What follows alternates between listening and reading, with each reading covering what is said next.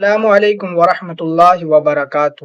آج ہم بات کریں گے کہ آخر غسل کن چیزوں سے فرض ہوتا ہے، مرد پر کن چیزوں کی وجہ سے فرض ہوتا ہے، عورتوں پر کن چیزوں کی وجہ سے فرض ہوتا ہے۔ تو ہم شروعات کرتے ہیں مردوں سے۔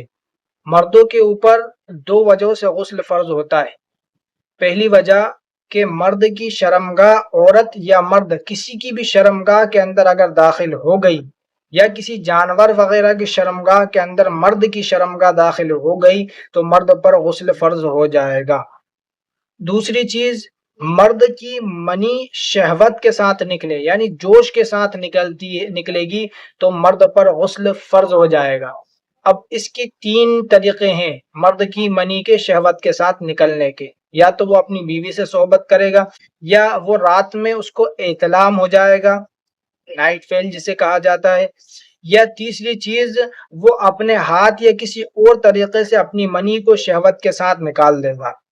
یہ تین طریقے اگر پائے جاتے ہیں تو بھی آپ کا غسل ٹوٹ جائے گا۔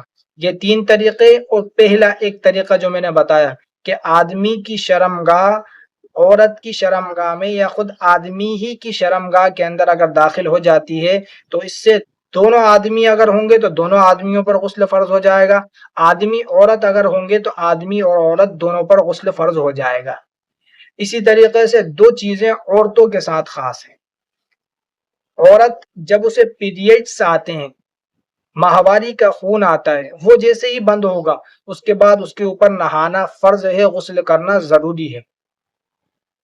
اسی طریقے سے جب ولادت ہو جاتی ہے، بچہ پیدا ہو جاتا ہے، اس کے چند دن تک بھی عورت کی شرمگاہ سے خون آتا ہے۔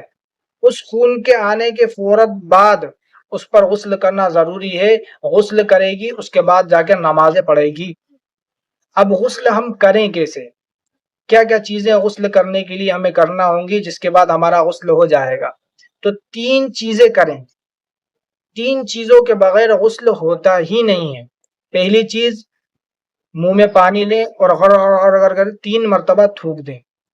دوسری چیز، ناک کی نرم ہڈی تک پانی کو پہنچا لیں۔